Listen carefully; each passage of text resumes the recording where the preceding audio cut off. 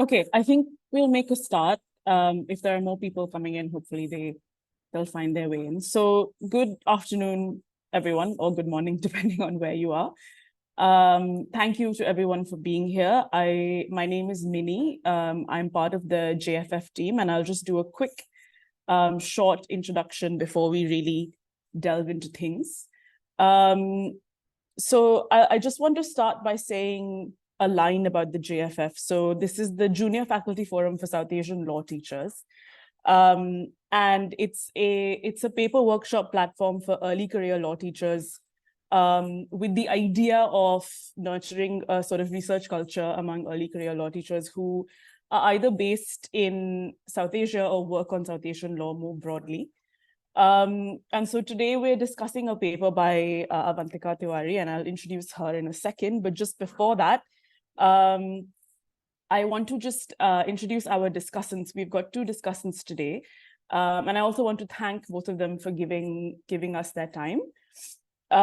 So one of our discussants is Dr. Mrinal Satish, who I'm sure doesn't really need an introduction, but is a professor of law at the National Law School of India University in Bangalore, so NLSIU in Bangalore, and is actually also the Dean of Academics there, and teaches courses in criminal law, criminal procedure, as well as reproductive justice.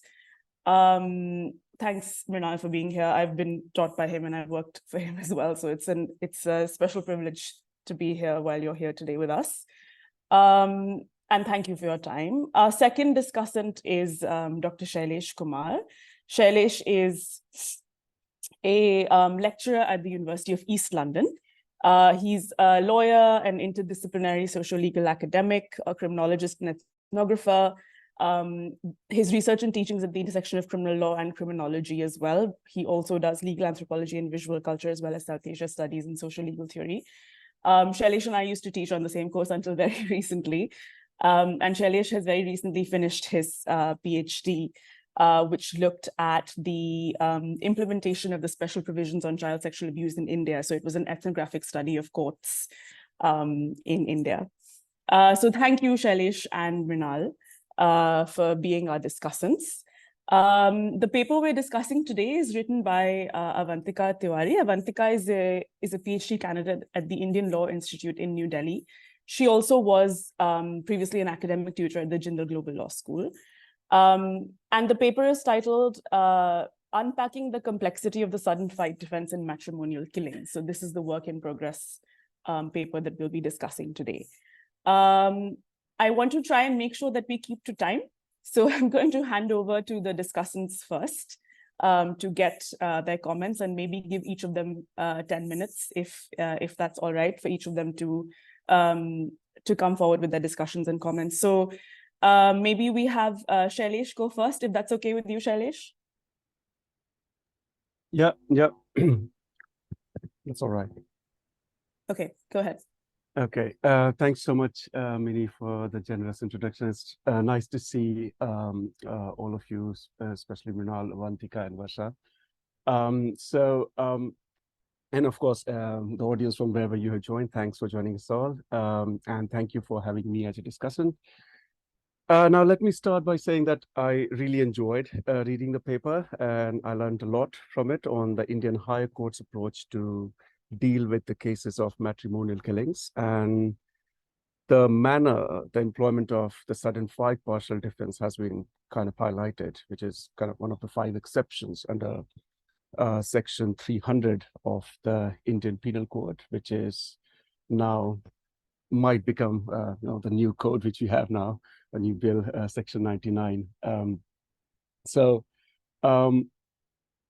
Now, it's an interesting paper in the field of, if I can put, criminal law, gender, and emotion, or sometimes it's called crimes of passion, of matrimonial violence and femicide, and is an account of judicial decisions from India on the issue of violence against women, killing of wives by their husbands, to be precise.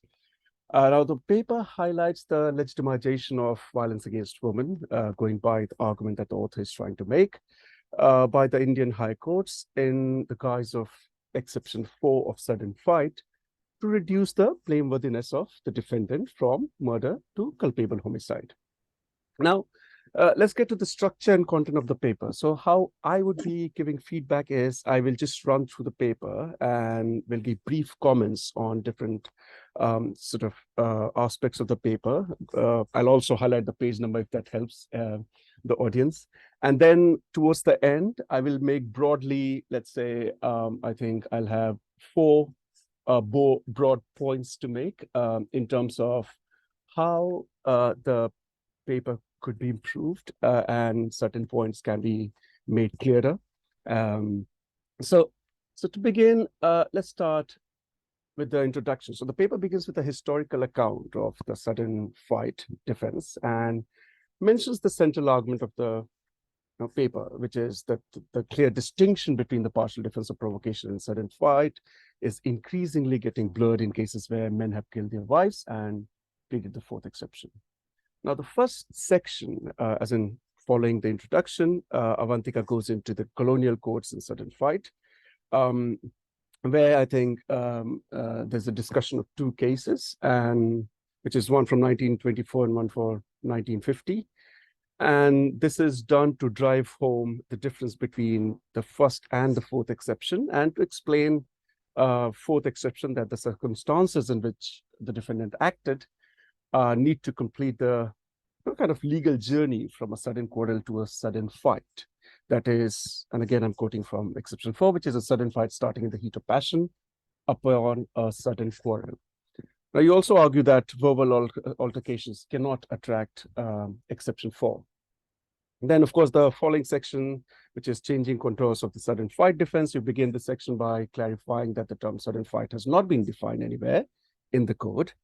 Then you refer to textbooks to argue that sudden fight signifies something more than verbal altercation and requires some physical fight. And then you mentioned a couple of cases. You cite certain Supreme Court cases from, I think, 2004, 2013. There's one case from 1937 as well. And I'll come to this very interesting selection of cases later on when I'll make the broad points. So you argue that there is a settled position with respect to exception 4 in a positive manner by citing these, I think the 3 cases I could recall, the Bhuvan case, the Kaga case, and one case from Madras. Then you go on to cite a series of cases. You have from 2008, 2003. But then when you were mentioning these 2 cases, I was wondering, because earlier you mentioned a case from 2013, which is the Kaga case. I was wondering, what about that judgment that you mentioned before, which you argue that has settled the position with respect to exception 4? So what happened to the decision in that 2013 judgment when you are mentioning the 2004 and the 2013 cases here?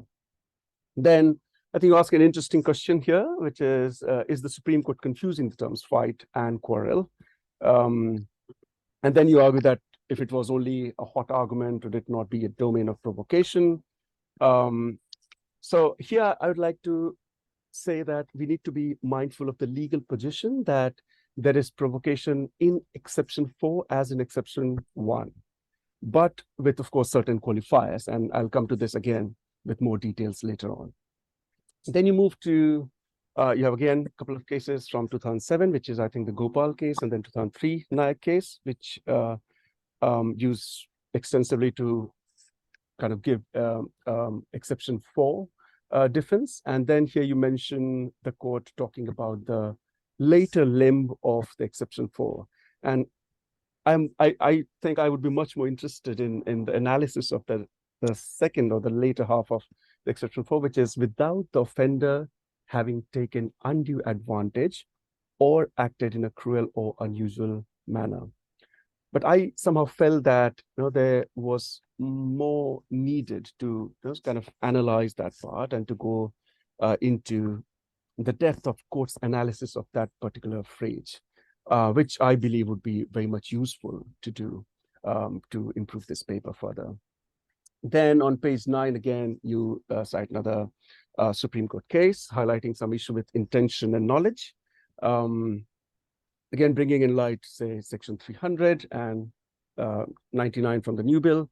The secondly to fourthly, Then you argue that although the court was kind of trying to highlight the knowledge part, but then the punishment was given under 304 Part 1. And that's again very interesting. And I'll come to that again when I'll make the broad points. Then going further on pages 11, 10, and 11, you again cite few more cases from the Supreme Court. So I think there's Ravi Kumar case, where you argue that the law molds its decisions to achieve desired results, even if they are not conducive to its theoretical base. Now, I was wondering here, is it the law or is it the judicial interpretation, or let's say the decision informed by the patriarchal approach that the courts have sort of taken in deciding these cases of matrimonial killings? Then again, you quote from the 2003 case, Yadav case, but in a positive manner, which you argue earlier in the paper as Gore's argument, Katie Gore's argument. So that was a bit confusing for me. I was wondering who has said that. Is it coming from the Yadav judgment, or is it coming from Gore's textbook as Gore's argument? So yeah, it would be wonderful if you can sort of explain or clarify that later. And then again, you go back to highlighting the problematic approach of the Supreme Court on pages 12 and 13. You again cite a couple of cases, and then there's one more case from Bombay High Court as well. And these are the more recent cases from 2019 and 2022, and then you end your paper with a conclusion. Now, as I said, the broad points that I think can be looked at to further improve the paper. So first of all, certainly the analysis of the judicial decisions is really good. So now coming to those broad points, I think it would be better if you could explain, say, the rationale behind selection of cases in both sections 2nd and 3rd. So, and also this kind of a framework that I could see, there's a colonial courts or colonial decisions or colonial courts decisions and the decision by high courts in independent India. So, what motivated you to take that line? And then I think a deeper analysis of both exception 1 and exception 4, which seems to be providing, going by the court's decisions, a moral warrant to husbands to kill their wives. I think that would be very useful. And say, for example, how they have been placed as well. There was, I think, and this has been highlighted in one of the cases I was reading in relation to this paper, that E4 should have been mentioned right next to E1. So 4th exception right after 1st exception as exception 2. This is more about the legal reform, which I think the current bill also doesn't take into consideration because it clearly copies it as it was under the IPC. Now, then the later limb of exception 4, as I said earlier, needs to be focused on more, which is without the offender having taken undue advantage or acted in a cruel or unusual manner. I also think that this needs to be analyzed subjectively via feminist interpretation or from feminist perspective, and which I kind of could not find much in the paper. And going back to that provocation argument, and I'll just pick one paragraph from a decision I just read, which says, and I quote from there, "A sudden fight implies mutual provocation and blows on each side. And there is provocation in exception 4 as in exception 1, but the injury done is not the direct consequence of that provocation. And in fact, exception 4 deals with cases in which, notwithstanding that a blow may have been struck or some provocation given in the origin of the dispute, or in whatever way the quarrel may have originated, yet the subsequent conduct of both parties puts them in respect of guilt upon an equal footing." So of course, certainly you do highlight how the courts have kind of ignored this part, but also I'd have, sort of like to see more in-depth analysis on that part. So I think there could be one section specifically sort of devoted to this discussion and analysis of both the exceptions, but particularly exception 4 and different limbs of exception 4. So say, for example, exception 4 doesn't engage gravity, but then suddenness again exists in both exceptions, then some sort of say interpretation of exception 4 in light of the history of domestic violence of the victims, right? Particularly the elements of, let's say, heat of passion, cruel and unusual manner, or undue advantage. And then I think there can also be something around opportunity, because I think this is an opportunity for you to analyze a bit the new bills, if you can, or if you want to showcase their success and failure in cases of violence against women, particularly the matrimonial killings, and then maybe suggest legal reforms and something also around the punishment, because I think the new bill does change the punishment a bit, because I think now if you look at Section 103, Part 1, there's a minimum imprisonment of 5 years for that, which earlier was not the case. And right now, which is not the case in Part 2. Now, one last point, you could also look at other jurisdictions if that helps to further improve the paper. So this paper actually reminded me of the emotional excuses of violence against women, which is, let's say, so-called disobedient or so-called deviant wives in these cases, and the issue of provocation defense in the English and Welsh criminal law, which I have been teaching since last couple of years, about cases of particularly sexual infidelity as excuse for murder of women. And because there have been a spate of appeals against murder convictions in infidelity murder cases here, and all have been featuring women wanting to leave marriages. And I would recommend that you can go through the new law, which is the Coroners and Justice Act 2009, I think Section 54 and 55, that talks about loss of control and the qualifying trigger. And there's a very interesting paper, which is, I think, titled Mastering Emotions or Still Losing Control, Seeking Public Engagement with Sexual Infidelity Homicide by Adrian Hove. So I think that's all for now. And I'm happy to further clarify if I was not clear on any of my points I made, and look forward to the comments from Professor Mrinal, Satish, and Avantika's responses. Thank you so much. I hope I was within time.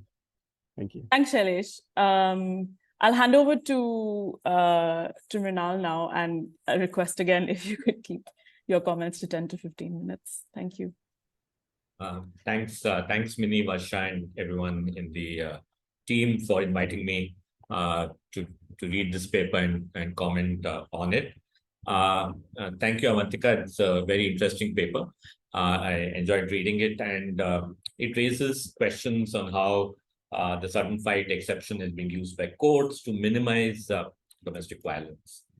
The reasoning of courts that we discussed throughout the paper, especially the factual scenarios of women being killed by their husbands for reasons such as not cooking or not serving food or not accepting financial demands, indicates the deep patriarchal reasons that still inform court judgments, even in homicide cases. So I think the Supreme Court putting out a manual on gender stereotypes and whether that solves this larger patriarchal mindset in the adjudicatory process itself. I think it's an interesting question that your paper discusses. I think Shailesh before me has really gone through the paper in great details. I'll add to the comments that he's given. I would agree with him that the one thing that you should certainly try and look at the paper is the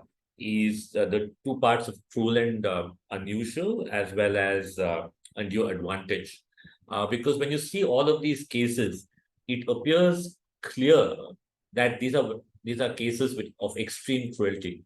So, for instance, Ravi Kumar case, if I remember correct, that's where he burns his wife, right? And again, the fact situations of the other cases that you describe as well. So it'd be useful to look at the treatment of cruel and unusual, and also the jurisprudence of the Supreme Court on undue advantage. Because, as you know, there are these line of cases where in sort of conventional sudden fights with exchange of blows, etc., you have courts talking about people being unarmed and And also, I think there's this entire question of strength. And one thing that courts haven't done is looked at questions of gender, whether whether there's a power differential in these cases of spouses. And I think that'd be an interesting thing to look at, to see both these aspects of cruel and unusual and undue advantage, and see how courts dealt with it. I'm sure none of these cases don't deal with it. So it's also interesting then to point out that, like you have done with other limbs of exception 4, to say that exception 4 just seems to be a justification to take it out of 300. You're not being able to find anything else, so you're putting it in exception 4 and using 304 to ensure that either you don't give the death penalty or give a much lesser punishment by minimizing the domestic violence there. On a methodological point of view, I think it would be useful to highlight what methodology you employed in selecting the cases that you have discussed, both pre-colonial and post-colonial. What is the time period broadly in which you have looked at these cases, and whether you've looked at particular high courts. I think that will also help in trying and understanding what sort of, is this a pan-India issue? Is it some high courts? Are there some high courts where you find more of such cases, etc.? And even if these cases are from the Supreme Court, where did they arise from? It would also be useful to do a broad analysis or just broad analysis of data, or just giving numbers of cases where husbands killed their wives, or homicides where husband killed their wives, and in how many such cases was exception 4 used. So is this again a tool used by lawyers in cases of matrimonial killings to try and bring in exception 4? The other thing, again, something that Shailesh also mentioned earlier was, and you mentioned in the paper, is this line of cases which says exception 4 should have been after exception 1. And I think, therefore, because you are also saying in the paper that it appears that exception 1 and its multiple requirements becomes difficult to invoke, which is why lawyers seem to be resorting to exception 4 and courts accepting that analysis. So again, I think it would be useful to have a brief analysis of exception 1. If there are any cases in the context of matrimonial violence, I presume there are hardly any. But at the same time, again, like Shailesh mentioned, you have this entire question of sexual infidelity and cases flowing from Nanavati onwards, and to see again how have courts, you cite Usha Ramanathan's piece on reasonable persons or reasonable man, as the article talks about, to see how it is not possible or possible to fit these cases into exception 1, and that's why exception 4 is being used. Maybe a brief discussion on that would be useful. I think three cases that you discussed, which I think are useful, but a little more fleshing out might be required. One is the case of Rahmat versus Emperor. In Rahmat versus Emperor, which comes in the early part of your paper, you talk about negation of intention. Now, my question would be, would this be negation of intention leading to an acquittal? Or, like you discuss in the later half of the paper, is it negation of intention but ascribing knowledge? So how is Rahmat playing out in that scheme that you also present in the paper? I thought it would be also more useful to discuss the Golla Govindu case in a little more detail, because especially its reliance on the Dhirajbhai Nayak case. And to me, I think 4 issues come to mind here in these cases. One would be, how did the court actually analyze the factual scenario in Golla Govindu to bring it within exception 4? Then you also say that past violent incidents did not find mention in the reasoning of the court. Again, it would be useful to discuss that reasoning in a bit more detail. What is the court saying, and why And so to bring it out more clearly that the violent incidents did not find mention. Structurally, I think as I was reading this particular part of the paper, I think some of the content that runs in end of page 7 into page 8 should actually come in an earlier paragraph, and so right before that, because some of the questions some of the things that comes to a reader immediately is something that it's there in page 7, page 8. But as you begin discussion of the Govindu case, it's not there. So it might be useful to move it one paragraph higher. And I think it would also be useful to discuss how Dheeraj Bhai Nayak, which you say is been used in this Govindu case, conflated quarrel and fight. So that conflation of quarrel and fight then flows into how Govindu deals with this case. The second case again is the K. Ravi Kumar case. You say that courts are using this term premeditated motive. I wonder whether when they say premeditated motive, they actually mean premeditated intention. Because when you read some of those cases and when you even read just your paper, it appears that they don't mean motive, they actually mean intention. So is this again a conflation of motive and intention? Is this a conceptual, either a situation where the courts are knowingly using that term so that they don't get into this mess of having to justify why they're using exception 4, so you're using the term motive instead of intention.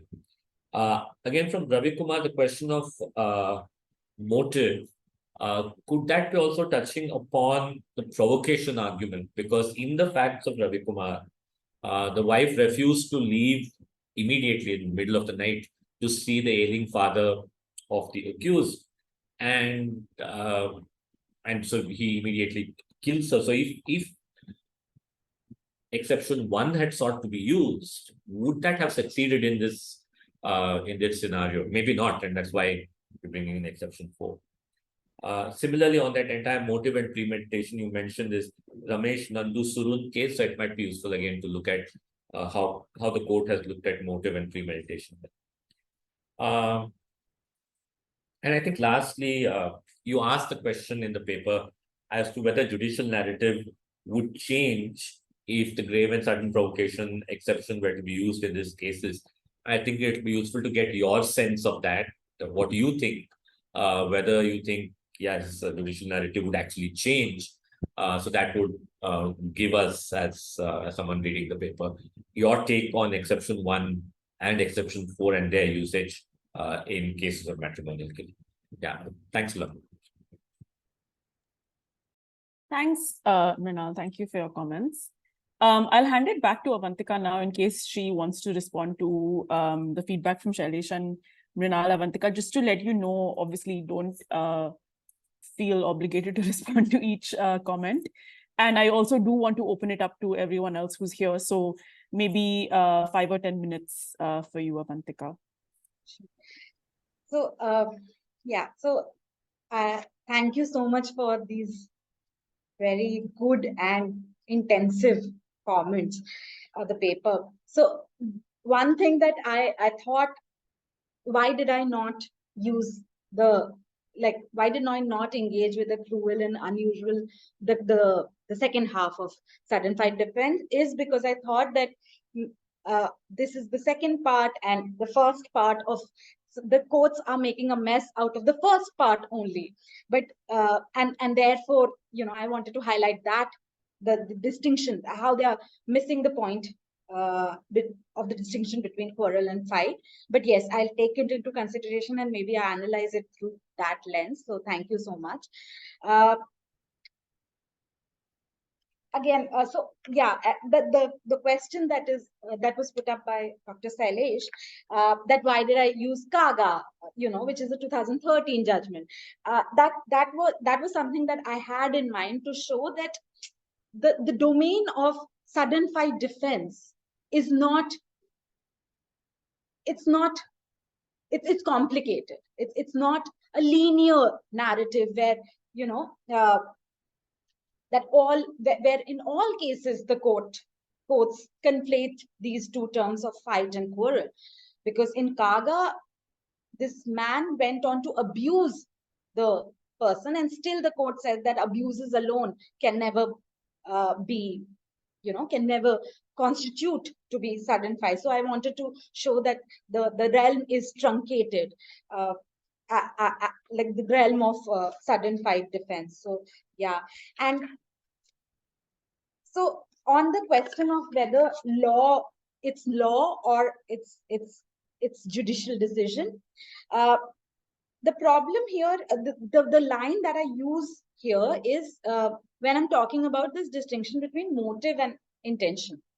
And so drawing, like I draw from Nori's work to say that this is not really one judicial decision, but it is in the form of law that mens rea, and like this clean distinction that criminal law bases itself on is never so clean, but that the boundaries are more often than not transgressed. Professor Mrinal Satish's question on premeditative motive. These cases where that is why I use these two, K. Ravi Kumar case just before Ramesh Nandu case, because both these cases talk about the term motive, and both these cases talk about the term motive in very different way. So one motive is this, that there was never any violence in K. Ravi Kumar, and that was seen to be that, therefore there was no motive and therefore it was sudden. But in Ramesh Nandu, there was a history of violence, and still they did not use the term, like they did not find motive, and they abstracted this singular incident. So I'm not sure if I'll look into it, that if they are actually conflating these terms, motive and intention, or it is a problem of form. This is something that I will think of. And I would absolutely, this is something that I had not thought about. That to include a section on provocation, because I was too stuck up on the sudden fight defense, but I would do that. So thank you so much on all the comments, and I mean it helps hone my paper. Thank you. Thanks, Avantika. I think what we'll do now is maybe just open it up to everyone who is here in case there are others who have questions or feedback or comments. I also do want to give a chance to both Shailesh and Dr. Satish to come back in case they have more to say in response to your comments. But yeah, I think I'll open up the floor now, and please feel free to speak because there's only 20 of us. So please intervene, whoever wants to.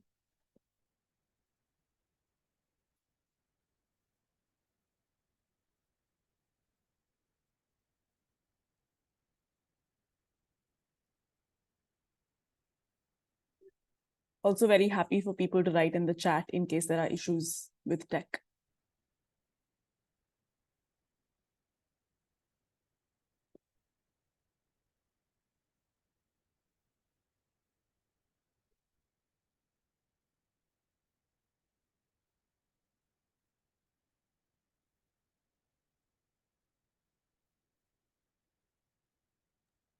While we're waiting, can I just go ahead and ask a few questions? Is that okay? Yeah, go on. Just while others are getting ready to ask questions. Thank you, Avantika, and thanks, Mrinal and Shailesh. I'm not a subject expert, but I was really interested. I was really happy to read your paper because I think the realm of criminal law is something that everyone is interested. And we may not know as much, but it's certainly very educative to read papers like this. So thank you for that. I had more of because this is also a workshop for helping us, write our papers better. So as an outsider to this and a first-time reader of this, I wondered if in your mind, if you had a kind of specific journal, specific kinds of publication that you want to put this paper out to. And I'm asking this because your paper is intended for a reader of Indian law. As someone who knows Indian law, I'd say. So if you are intending to, and depends, of course, on your personal choice, but if you're intending to provide this for an international audience, and I surely think you should look at it because of just how important this topic is, and your treatment was so good. Then I think there is some amount of very basic background context that you can set out. Which is basically a very simple structure of the law as it is, the exceptions that Shailesh and Mrinal pointed out so well, and the whole scheme in a way of why this section, right? Why this focus and what this paper aims at, and that's just something that will help any reader who doesn't know the law, Indian law, to kind of focus their attention on. And secondly, and I think it's a very valid point that Mrinal had made about the importance of numbers. For someone, again, who doesn't read these papers regularly, it would really focus the reader's attention on the issues that you're pointing out. So use of some statistics broadly from public sources itself would be great. Would be great to focus people's attention, not just on the text, but also on what you want to convey. And last point, which is also a stylistic point, I think right at the beginning, if you're able to set out what you mean by the complexities, and you've already in your response to all our questions highlighted so many complexities, right, with this topic. So if you can just put even one paragraph to say, you know what, it's not so simple because of A, B, C reasons, and then go on with your description and the structure of the rest of the paper, I think it will really make a great paper. So thanks, all the best. I might, if there's no one else currently who wants to say something, I might also abuse my privilege as chair and come in with a couple of questions, not so much in terms of like the structure of the paper and how it's been presented, but more in terms of the content itself. So I don't know much about the sudden fight defense, but I think I agree with the discussants when they say that it is closely related to provocation. And perhaps it makes sense to sort of almost I would think almost analyze the two together.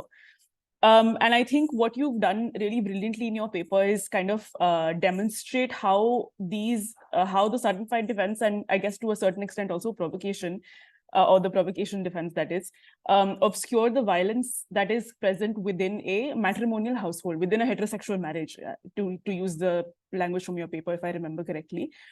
But I wonder if it's also worth going a little bit deeper and thinking about sort of just the gendered nature of both of these defenses to whatever extent I have knowledge of them. So I think, and there are kind of two lines along which I was thinking about this. So one is, and you've explored it very briefly in your paper, one is this question of temporality, right? The idea that somehow something that happens in the heat of passion or in the heat of the moment or the spur of the moment is somehow kind of defensible, or is something that is acceptable for a defense to the crime of murder, versus something that happens over a longer period of time is somehow not acceptable. And of course, we know that the conventional wisdom around that is this distinction between premeditation, etc., and premeditation somehow being assumed as equivalent to intention. But that is not always the case. And I think there is a paragraph or maybe a sentence in your paper which talks about, the temporality of, let's say, years of domestic violence that a wife faces versus something that happens in the spur of the moment, and somehow the latter being less culpable in the eyes of the criminal law. So I think, why is it that we assume that something that happens in the spur of the moment is defensible, is less culpable? Because surely this is also gendered. Somehow we are excusing male violence that happens in an instant or in a fleeting moment versus the violence that women face over years and years. And I think it's worth thinking about, sort of male actions versus female actions, in the sense that male actions and obviously this is a sort of massively generalizing term, but thinking about male actions in terms of something that happens in an instant versus female actions in terms of endurance over a number of years, right? Because it doesn't necessarily mean that something is premeditated. And we can think about women have, and this is something I think Shailesh said, women having inflicted violence upon their husbands and how that's not excusable. It would be interesting to do a sort of a comparative study along those lines of how that temporality works in the law. The other thing that I wanted to say is I'm curious about why this distinction has been made between on the side of provocation, something that is purely verbal, and on the side of a sudden fight defense, something that comes to blows. Because again, and I'm thinking out loud because I don't know too much about this myself, but and I'm trying to articulate what I'm thinking. But that distinction also strikes me as somewhat gendered, right? Because often physical intervention or physical combat is the word that the law uses as per your paper, or the cases have used. Combat is something we tend to associate with a certain gender, and we tend to not associate with the other gender, right? So why has this distinction been made between a provocation that is purely verbal, because potentially that has more far-reaching emotional consequences, versus a provocation that somehow is physical, or a sudden fight that somehow is physical, and therefore sort of this person becomes less culpable for the crime of murder, if that makes sense. So I think that it's interesting to think about how these things are gendered in a much deeper way, not just that they obscure the violence of a heterosexual marriage, but also that they inherently contain certain assumptions of what a man does versus what a woman does, both in terms of time or temporality, but also in terms of actions and how people tend to act and what actions are seen as acceptable or not acceptable in a society. But these are all very much thoughts off the top of my head, if that makes sense. I see a couple of people have raised their hands. I'll go to Manikya first because I think they raised their hand first. Sorry if I'm saying your name wrong, but over to you. I'm Manikya. Okay, so it's very interesting because I got onto this forum from Sri Lanka almost at the last minute, in the last couple of hours. My PhD supervisor sent the link because I'm looking at almost the same thing, but provocation. And in Sri Lanka, it's become almost an epidemic. We have women killed by husbands or intimate partners every month, several, and most of them go to court and plead provocation.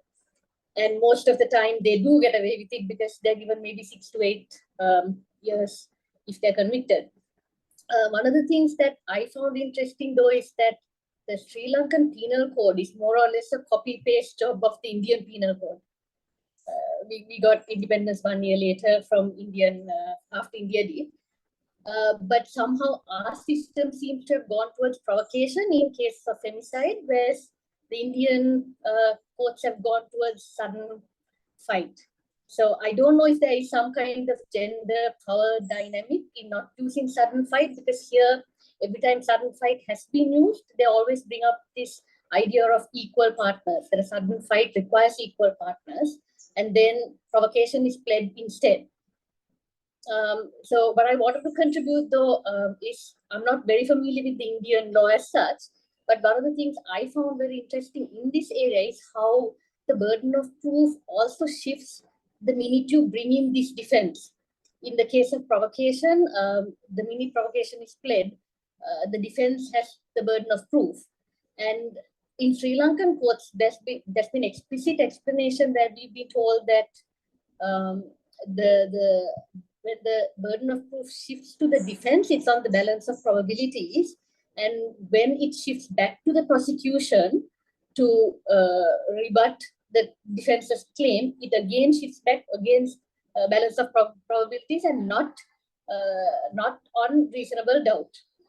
These are it's like the temporal aspect. You said, how does, when someone is killed and then there is a defense, somehow the standard of proof becomes much less. And from then onwards, the case is taken forward on a very lower standard of proof for everything that's being argued in court. Whereas if it was murder, it would still be the no reasonable doubt.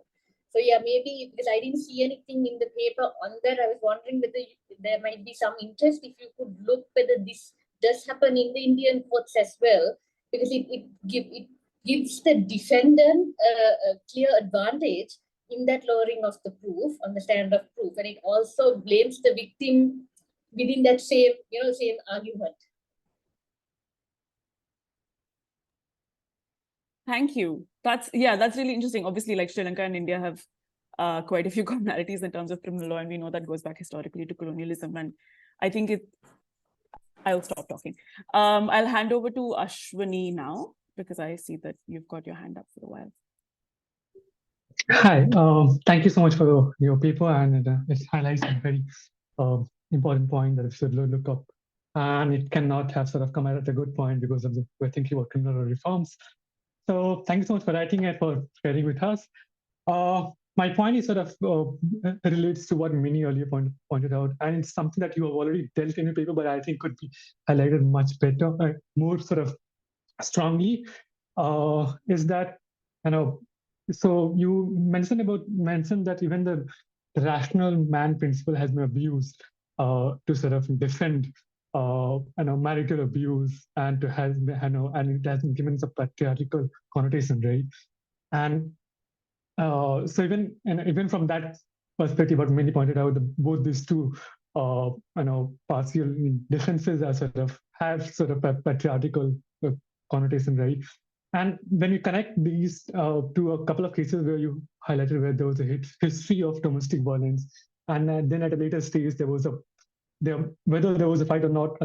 My point is that even if in a few cases when there is domestic violence, a history of domestic violence, and on some day if there's actually a fight which sort of leads to let's say the male partner sort of killing their female partner, and when we're talking about domestic violence, and especially in heterosexual marriages, it's usually the male partner abusing female partner, right? So when from that perspective, it's a female partner who has been continuously provoked for a long time. So to say that even if there's a fight, it should not be seen from a sudden fight, because it was not sudden. Even if the female partner was sort of involved, let's say equally on that day, which would lead to her murder, it was not so sudden for her, right? Because she has been abused for a long time now.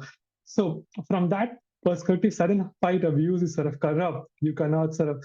So I think that this could be highlighted a bit more strongly in a paper, because this is a good sort of paper to sort of look at these two, not just the sudden fight defense, but also the provocation defense. So yeah, that's all. No, thank you.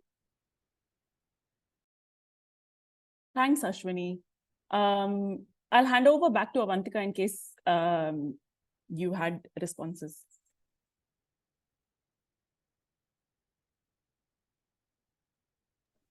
Dr. Shailesh can go ahead, and then maybe I can. Sure. Shailesh, do you want to go ahead?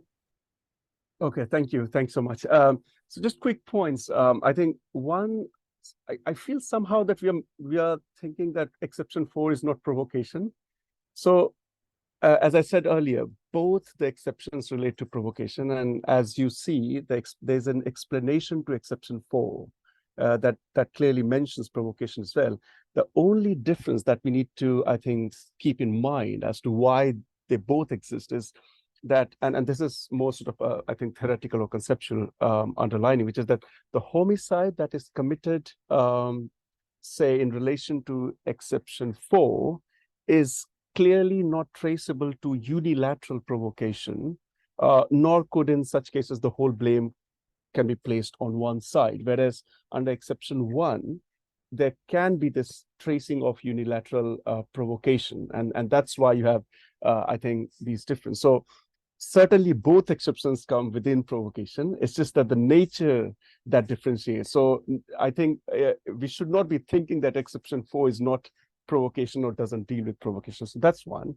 A second, I think, is which Avantika might have missed as in your response, Avantika, is, I think, going back to the point which Professor Mrinal, Satish also mentioned about the methodological aspect, which is why did you choose certain cases and why you maybe left out certain cases which might have been more important for your paper. So something around that, right? Because the years that you picked cases from, or the courts that you chose cases from. Because even under the colonial courts or distance section, there's one case from 1950, another from, I think, 1924 something. Then later in the next section also, you have, towards the end, you have a series of cases which are more recent, so 2019, 2022. So can you then sort of bring or club together cases on the basis of, I don't know, maybe more relevant to the question that you're trying to answer, or the issue that you're sort of trying to analyze in your paper? So I think that's very important because I'm sure wherever you'll send your paper, the journal editors or the reviewers especially, they will look at the sort of methodological part, certainly. And then the third is, I think, around the later limb. I think even if you do focus on the first part, where you might argue that there's confusion or fight or quarrel, or the suddenness of it, or the distinction between it, I think what I always thought while reading, especially the facts that you mentioned from those cases are, and which is of course very troubling to see, I'm sure to all of us, is that can we even say that those actions were not unusual or not cruel? So how the courts have actually dealt that, okay, those actions were not cruel and not unusual, because there's a clear mentioning of these terms, cruel and it shall not be cruel and unusual, in a cruel and unusual manner, or there has not been undue advantage. So the court's interpretation of undue advantage, of cruel and unusual manner, how did they say that, okay, throwing a let's say a water pot and then a kerosene lamp is not cruel, or something done in a cruel and unusual manner? So I think that's very important, and I think if you can imagine, if that is not satisfied, then the court won't be able to sort of reduce the murder charge to culpable homicide, clearly. So I think that's why it's very important to look into that as well. That's it. Thank you so much. Thanks. Avantika, do you want to come back on that? No pressure.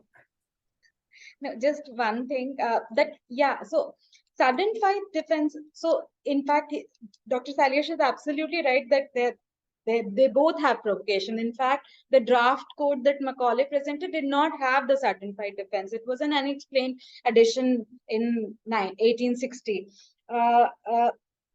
So they do have provocation, but one is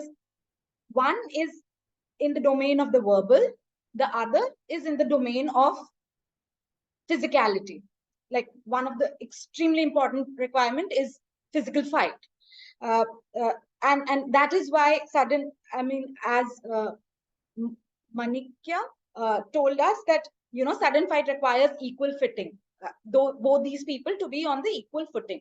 But the problem here is that even the courts, when they, and I think I've highlighted this in my paper, that the courts are assuming that even when it is a verbal quarrel, the courts are putting them in equal footing.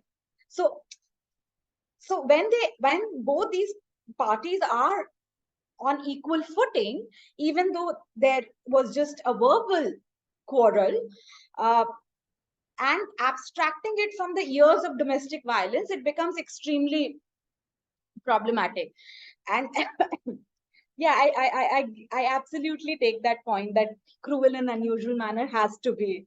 I would go more deeply into the analysis of the cruel and unusual manner.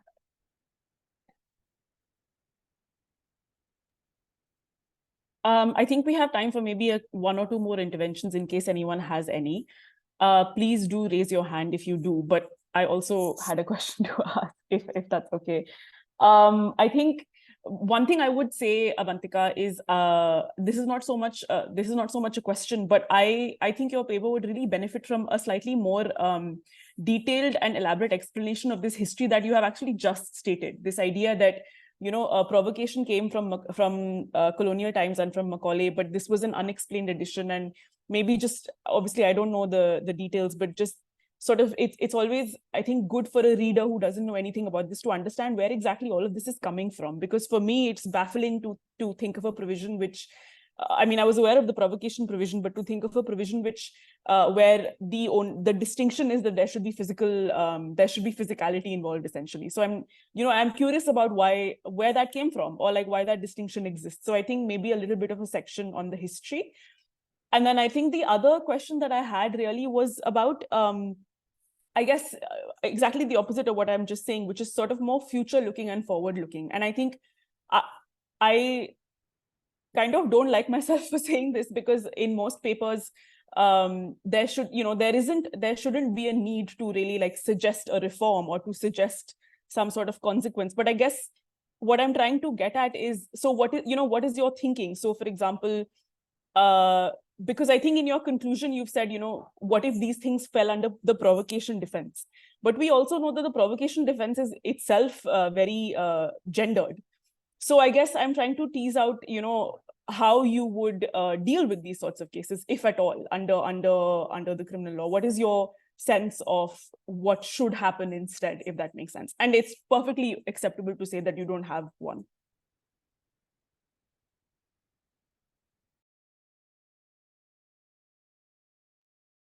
Should I go ahead?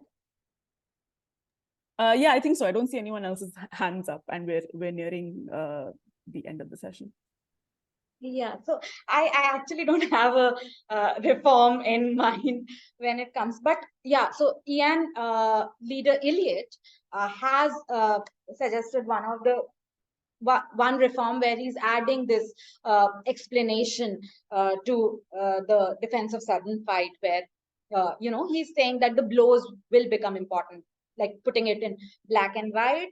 But I don't know if if that would help in any manner, because if like law has a life of its own, where the past, even though there have been reforms, the past, there is a continuity in the way law pans out. So I'm not sure if I certainly don't have a legislative framework. On the question of reasonability, that yes, there has been a lot of critique on the idea of reasonability in provocation defense. However, and this is something that I mentioned in my paper, the interesting part, and there have been feminists who've argued for that one can work with the idea of reasonability, because it opens the space up for negotiation. And so the work of Drusilla Cornell, she while reading, in the context of pornography and abortion, and other contexts of like the idea of negotiation on a whole, and how law has to be feminized.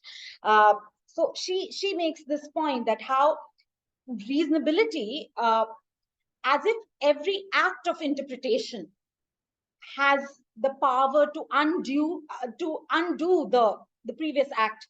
So there is never a settled meaning to anything. So there is no settled meaning to reasonability. So that it at least, that was my point, that at least when it is about provocation, and we have to go into the gravity requirement, and then we would have to go into the reasonability requirement, at least there will be a space for for reimagining law through a feminist lens, which I think in the sudden fight defense is foreclosed. But then, of course, cruel and unusual manner, this can again come in. So yeah, I get it, but I was stuck up on this idea that fight is important, and they are to circumvent the gravity of when they're going into fight. Yeah. No, that makes complete sense. And I think we all are very familiar with the feeling of being the only ones who have read our paper, and therefore being hyper focused on one particular thing. And this is precisely why we have these sorts of sessions, so that you can have fresh eyes from different people looking at, well, this is a different direction you could take it in, for example. I'm conscious that we're a little bit over time. I'm very happy to, if people have more to say, please just raise your hand. Very happy to stick on. I'm sure Avantika would like more feedback. But if not, I just firstly want to thank both Shailesh and Mrinal for giving us their time and for reading the paper and giving Avantika and the rest of us lots to think about, and also just so much of your detailed feedback and comments, and the discussion has been really, really interesting, especially as we've said in light of the proposed new bills. So thank you for your time with the session and also for your time in sort of giving the paper such a careful reading. Thank you to Avantika for, I know that discussing works in progress is a daunting prospect to say the least. So because you're really just putting your work out there for everyone to comment on. So thank you for doing that and for, coming along to the session. Hopefully you got some really good feedback. Thanks to everyone else for coming. And I think this is one of the sort of highest attendances we've had in a while. So hopefully everyone found it really interesting. So thanks to everyone for their time. If you are on our mailing list, you will get details of the next session via email. If you're not, please just send an email to jffilt20@gmail.com. I'll put that on the chat as well, and we'll add you, and you'll then be on our mailing list for all the future sessions. And I think that's it. Thank you, everyone. Thanks for your time. Thanks so much. Thank you. Thank you so much.